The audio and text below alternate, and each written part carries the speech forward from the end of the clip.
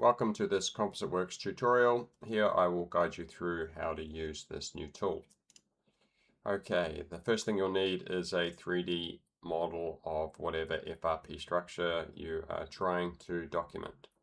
Important to note, it is simply a simple surface model is all that is required to use CompositeWorks. As you can see here, all this geometry here is just simple Rhino surfaces, and CompositeWorks will use all that geometry to calculate areas and centers of gravity for each individual part. Now over here in the layer structure, the Rhino layer structure, you need to put all your geometry on a single parent layer, which I have in here called FRP. You can call it anything you like. And then if I expand that down, I have all these sub layers underneath the parent layer there. And these are all the individual parts, the sub-assemblies if you want, that make up the global overall assembly of whatever composite part you're trying to document. So for example, if I turn off all these other parts over here, and then we expand this one part over here, which I've named hull. So this here is the hull part, and it is intended that this be molded in one singular part, so it comes out of a mold. And this part is then divided up into what are named coverage zones. So for example, this red geometry you see here, that is on a layer called chine keel. You can see me there toggling it on and off. So that is a coverage zone called chine keel, and it's the same for all of these here. Bottom, ports, transom, etc. You can have your own names, whatever you'd like there. It's just important that every part has a parent layer, and then the individual coverage zones are sub-layers underneath that. These coverage zones are simply different laminate stacks that will be over this part. So the laminate stack on this red chine keel area is different, for example, to the laminate stack that's adjacent to it, that's called bottom.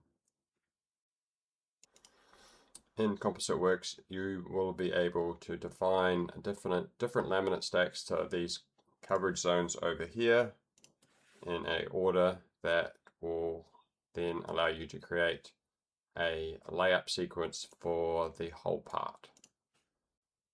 So if I turn that one off and we turn this one on, for example, which is called deck, so you see there, if I expand that, that's got these different sub-layers in here as well. And again, those are all different coverage zones.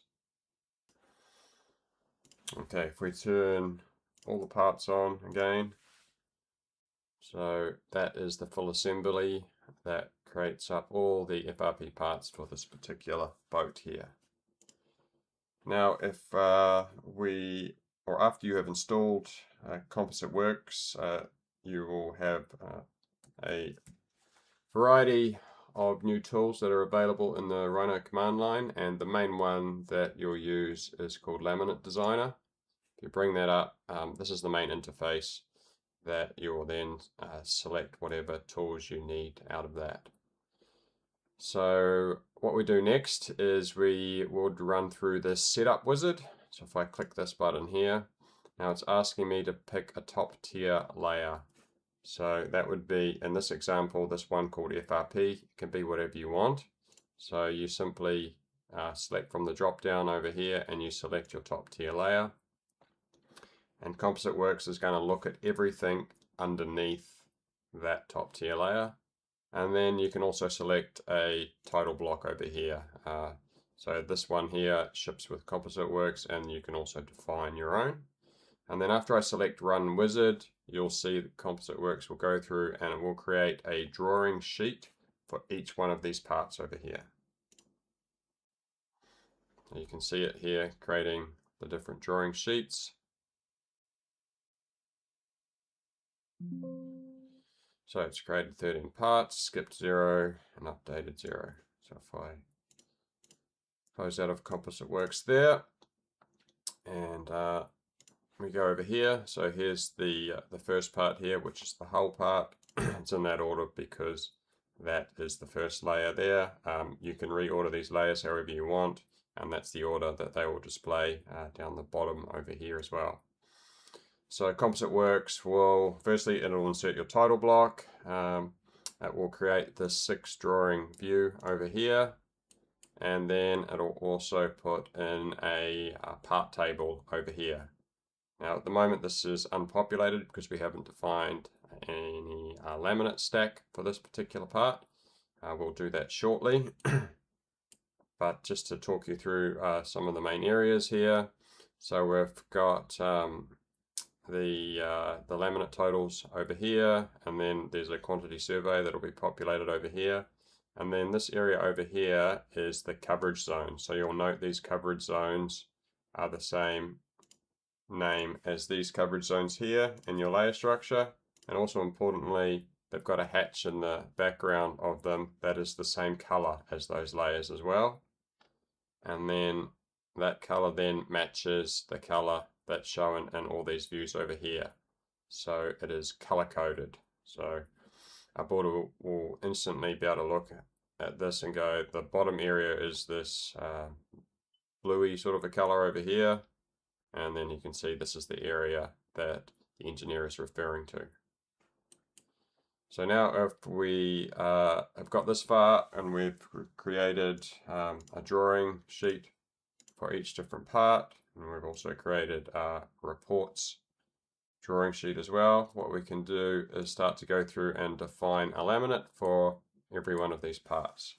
So to do that, we bring up the laminate designer again, and you'll see in here now we have all these different parts, and we could select one of these and we could go edit part.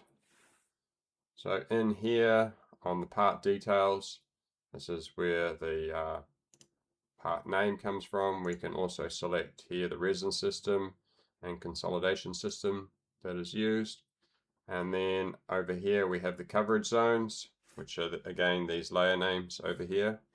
And then CompositeWorks has gone through and calculated the area and the centers of gravity for those particular coverage zones. Then over here on the laminate layers, this is where we would go through and start to define our layers. So at the moment there's just the first layer there. So let's say this is, for example, an infused part, and we'll start off with some gel coat, and that is going to be a sprayed layer. The angle is not relevant. Location notes, you can edit the location notes to say whatever you want, and then over here is the coverage zone. So this is where this particular layer, layer number 1, goes. Okay, so it's going to go over the chine keel, the bottom, the top sides, the ports, and the transom. It's essentially going everywhere, which is full coverage, which is what we want for a gel coat. And then for our second layer, we could add a tie layer, and tie layers are typically hand laminated, and we could have that as a CSM 300, and again that is likely to be full coverage. Could then go through and assign a third layer over here. Let's say maximize this. So over here we can select different material types, and so we could select e-glass or carbon, and then what that does is over here is the ply material. It filters the different ply materials down so you don't have to go through your full materials list. We'll keep this e-glass for the moment, so we'll say that's e-glass. We'll say the next layer is hand laminated, it's vacuum consolidated, and then let's put a DBE 600, and again we'll put that everywhere as full coverage. And these location notes over here, you could revise them to say full cover. Could add another layer again. Let's say we wanted a by E. Now let's go a QE 1200. Again, it's full coverage. And then we could add another layer. Now let's say we're going to put some core in here. So we could select a core, it's vacuum consolidated. And for the core, let's have 30 millimeter. 30 millimeter 80 kg PVC, and we want that on the bottom only. Add a new layer, core, and let's say we want this on the top sides only. So we would first select a core material. So let's say that is only 20 millimeter 80 kg PVC, which is here, and then that there is going on the top sides only. So as you see, as we start to define the different layers in here, CompositeWorks will automatically start to define a laminate stack for each one of these coverage zones, and then it also shows you the totals for all of these different coverage zones as well. So for instance, the chine/keel is currently 5 kgs per square meter. It's 3.2 millimeters thick, and there's 2100 grams of fiber on there. Okay, we can keep defining some layers on here. So so we put our core material on. Let's say we want some reinforcement in way of the chine and keel. Maybe they're single skin areas. So we could put DBE 900, and we want it on this area only. And let's say we want 3 layers of it there. Okay, so now as you'll see over here, it's added this this new layer here to the chine keel there. We've got 3 times DBE 900. All these other details here are updated. It's now 10 kgs per square meter. It's 6.6 millimeters thick, and there's 4,800 grams per square meter. We'll continue to add some layers here to finish off the stack here. So let's get another QE 1200, and that's going to be full cover.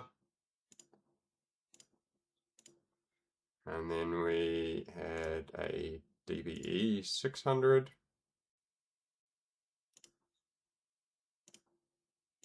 Again, that was full cover.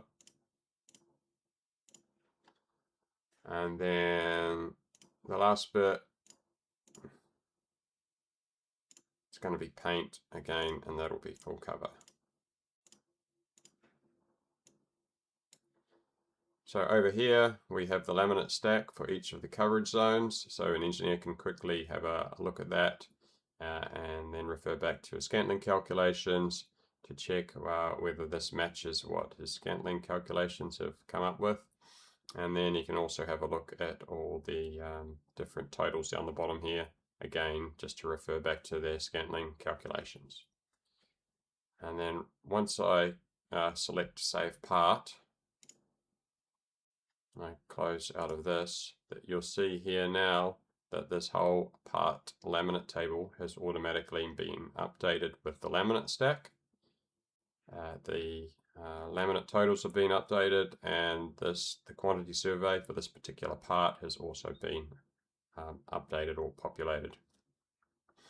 So over here, this is the area that a builder would use to show his factory floor how to lay up this particular part. So for instance, layer number 1 is a gel coat, it's sprayed, and it goes over all these areas over here. Everything that's marked with an X and is colored light gray in color. And you can have a look at, it goes over, or you can have a look at the color coding as well, just to refer back and make sure he understands everywhere that it goes. So we've got essentially full cover all the way down to this layer here, number 4, which is the QE1200, and then we move to some core layers here. So for the core, we have 30mm 80 kg PVC, and that is only on the bottom area. Okay, so then the builder could look on his drawings and look for this color over here and go, okay, it is just this area here, and all these other views are just the drawing views of the same thing, just so the builder can get a good idea about where that particular layer goes, where its extents are. And then for the next layer, we have 20mm 80 kg PVC, and that goes on the top sides. Then we've got jumps from 6 to layers 7 to 9, and that's because we have 3 plies, DBE 900, and that goes in the chine keel area only, which are red. So these red areas only receive that layer, that one layer here, which is, or layers, it's 7 to 9. And then we go back to full coverage again. So if you get this far and you work out that you would like to make a revision, perhaps you don't like one of these materials, then it's simply bring up the Laminate Designer again, find the part that you wish to edit, edit part, go back in over here.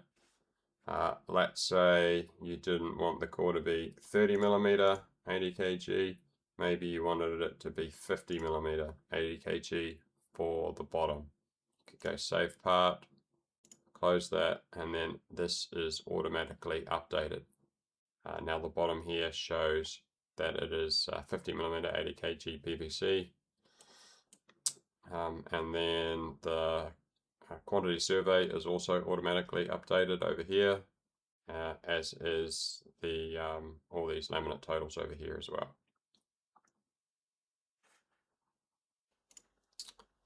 Now, let's say you would like to edit the coverage zones. Perhaps you'd like to add another coverage zone. There's a certain area in there that is requiring a different laminate to the rest of the areas, and you need to define that after you've created this. No problem. We can go back into Rhino here, and we can just model something in here. Let me just pause that while I do that.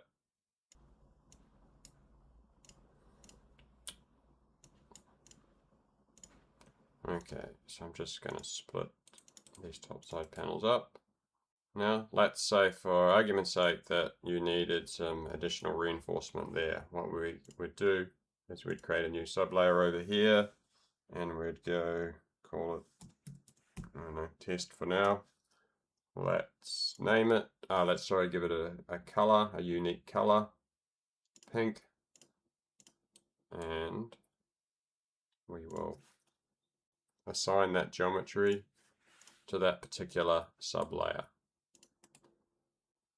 Now we could go back into CompositeWorks, invoke the Laminate Designer, and then select hull like that, and we could go update selected, and what that will do is it will go through the layers and geometry that are on this hull layer over here and calculate the area and centers of gravity. So we go update selected, one part is updated.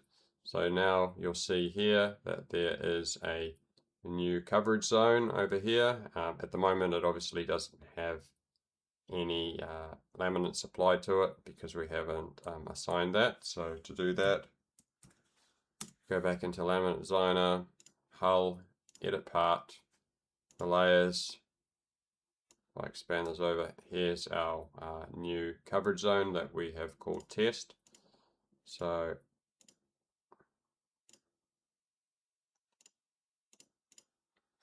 let's say those particular layers are going on test. We could go save part and then close that like so. You can see there that the laminate stack has been applied to that particular coverage zone, and then all the other details there have also been updated as well. And it's also displayed in the drawing here as well.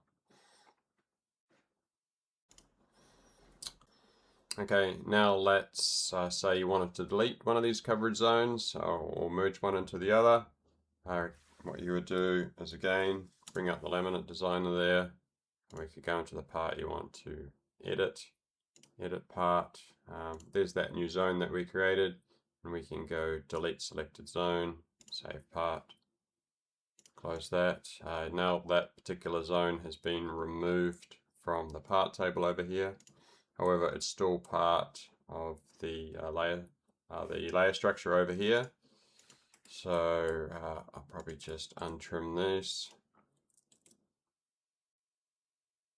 Where is it? Untrim. Okay. And now if I purge, just the Rhino purge command, like that, we go OK. You can see that that layer has now been purged from the coverage zones over here.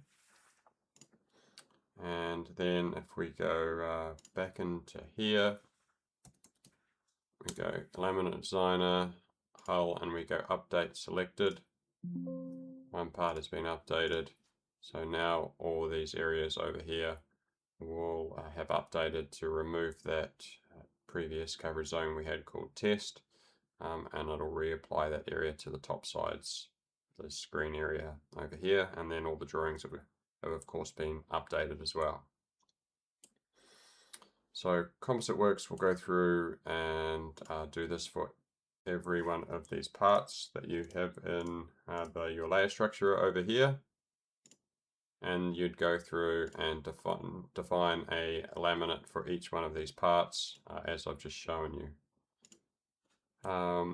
Important to note that the drawing views here are simple Rhino detail views, so you can edit those, you can scale them, you can turn different layers on and off as you would in a normal detail.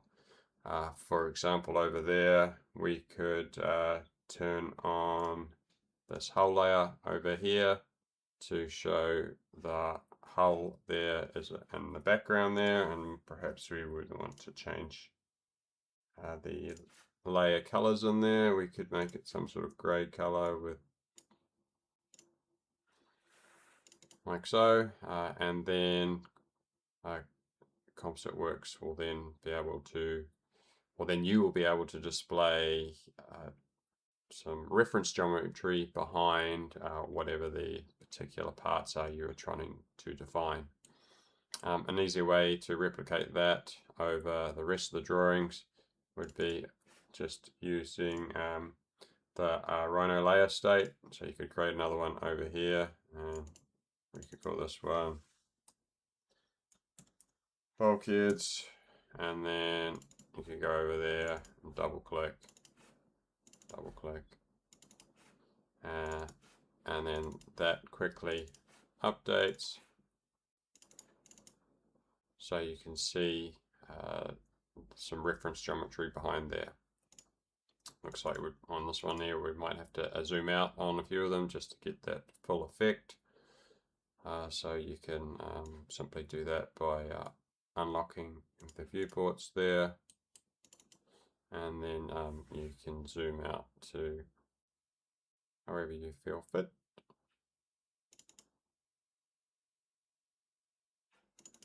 Like so, and do that for the rest of them, and then you can have something that displays correctly. Another important feature is because everything is controlled by the Rhino layers, if you change a color over here, let's say the chine keel, you didn't want it to be red anymore, you wanted it to be orange, for example. So you can see now all these drawing views update, and also the color code up here updates to reflect that same color as well. So CompositeWorks will go through and create a drawing sheet for each of your parts, and then the last sheet it creates is a report sheet. So this just shows an overall view of the assembly of all the FRP parts. And then we've got two very useful tables up here. Over here we have a weight summary, and then over here we have a laminate quantity survey. So what I'll do is I'll just pause the screencast here and I'll bring up one that is fully populated and we'll have a look at that. Okay, here we have a design where all the parts are populated with different laminate stacks, and then we're back to the report table over here. So this is the quantity survey. So you can see here, those are all the materials. These are the types, the square meters for each of those areas. The material weight in kilos, the resin weight in kilos, and then the total wet weight. And then over here we have the weight summary. So we have the weight for all these individual parts. For example, the hull weighs 872 kilos. It's got a longitudinal center of gravity of 6457, transverse 0, and vertical 237. And these are the X, Y, and Z moments. And then at the bottom we have the totals for all of those. So we have a total weight of 2128. Then we have the X, Y, and Z centers of gravity, and then the moments that they generate. So this is very useful for populating weight study data. Naval architects will find that very useful. Builders will find this quantity survey table very useful because it allows them to order materials and also generate pricing very easily for a particular project. Now having all these tables here is great. The sort of elephant in the room is, where does it generate all this data from? And if we bring up the laminate designer again and we click on materials, this is where it generates all that data from. So we have a materials database here. So this comes pre-populated, but importantly you can add your own materials as well. And then we have a formula drivers tab over here. So this lets you define your own thickness constants over here, and then your own resin volume fractions and fiber volume fractions over here. So how this materials library works is anything that's green is user editable, and anything that's gray is calculated using a formula. So over here, for example,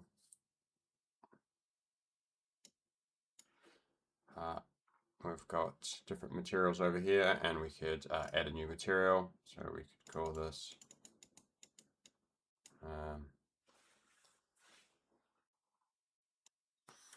let's call this 8mm 80 kg PVC, and this here is a core material, and you'll notice after I select core and click out of that cell, it makes available some different cells that the user can edit over here. So depending on what type of material you are defining or specifying, the available cells to edit will change. So it is so in this column over here, we will define the dry weight. So in these cells over here, much like a spreadsheet, you can just enter a formula as well. So we could go equals, we know it's 8mm thick, and then it's 80 kg per cubic meter. So we could go equals 8 times 80. So that is the dry weight per square meter. Its default angle, so cores obviously don't have a default angle, but if you're specifying some stitch cloth, then you would specify the default angle over here. This is all user editable when you're defining it in the part laminate stack, but this is what CompositeWorks will use just for the initial definition of the angle that material is to be applied on. Then over here we've got the hand lamb resin, how much resin we have. So I find for PVC core materials, 0.7 per square meter, kgs per square meter is about right. That's 350 grams per side. And then over here, the thickness, we know it's 8 millimeters thick. And then the vacuum thickness stays the same, and same as the vacuum resin mass as well. That stays the same as well.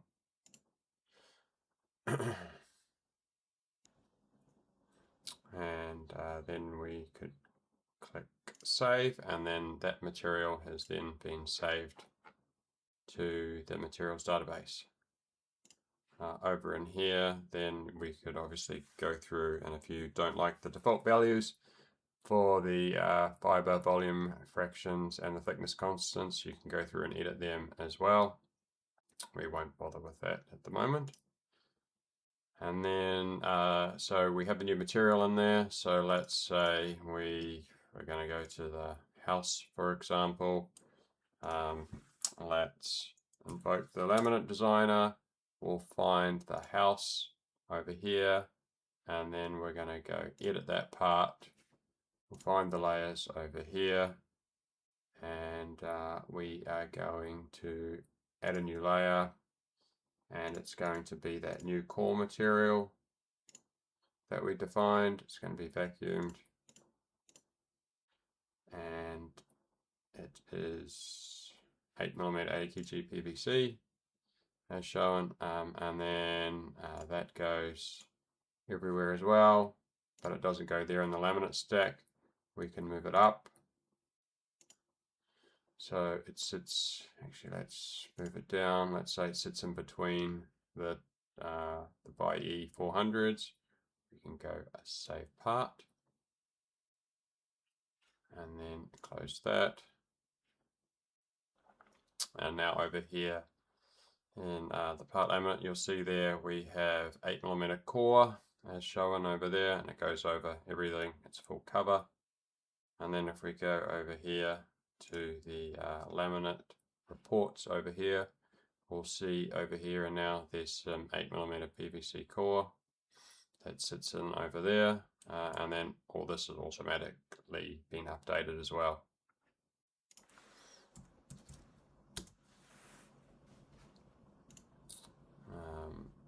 Edit part.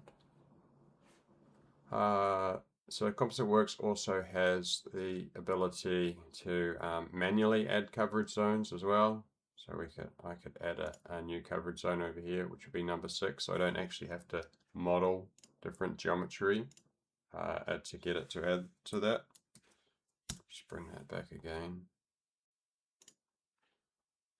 We could simply add it over here, add a coverage zone. We've called that zone 6. And then you could apply your own area and centers of gravity to that if you'd prefer to do that manually. Perhaps you want to add in some secondary bonding and you don't want to bother modeling that sort of data. You could just add that manually there, and then that would also be updated in the part tables and all the laminate reports as well. We won't do that at the moment.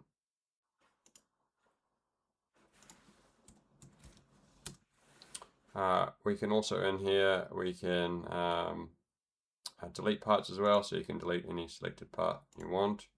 And then as we showed before, you can update any selected parts or multiple parts as well. And you can update any of them that are selected if you've made geometry changes to them. It's very similar to running the wizard without actually having to go through and create all the sheets. It'll just go through and update all those particular parts with the geometry that's on there. In options over here, we have the unit system that is currently in use. So CompositeWorks is aware of the unit system that you have 3D modeled your geometry in. So at the moment, the unit system is millimeters, square meters, and kilos. So the model is the Rhino model is modeled in millimeter units, and then CompositeWorks is reporting in square meters and kilos. So you can, if you like, model in inches if that's your thing, or meters, or whatever you want, and CompositeWorks will automatically calculate, no, will automatically convert whatever units you are modeling in, and it will report back in the appropriate square meters and kilos. So at the moment it is limited to square meters and kg. If I get enough requests, perhaps I'll do a full imperial unit where it can report in square feet and pounds. Over here you can also edit your own title block as well, so that's the one that ships with CompositeWorks. But if you created your own, then this is where you could edit as well. So to do that, you would simply model up your own title block, and then you would go add new, and then that would allow you to select that geometry, and then that would be then available when you're using the wizard to create your own title block. There's also some licensing over here. So CompositeWorks ships with a 14-day trial out of the box, and then after that, if you see value in it, you can purchase a license. One important feature to note is all the tables that CompositeWorks generates, be they the laminate reports or any of the other tables over here, is all generated using native Rhino geometry. So you can send this 3DM file to any third party, and they can open it and view the data in this without having to own or have this plugin installed.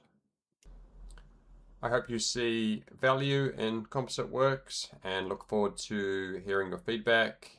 If you get in touch with any bugs that you come across, I will get onto those ASAP and get a fix out, and then let all my users know there is a new build available.